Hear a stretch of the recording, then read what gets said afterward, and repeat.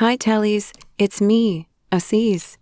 Something I really like about Avatar: The Last Airbender and Ninjago is that it lets its male characters cry.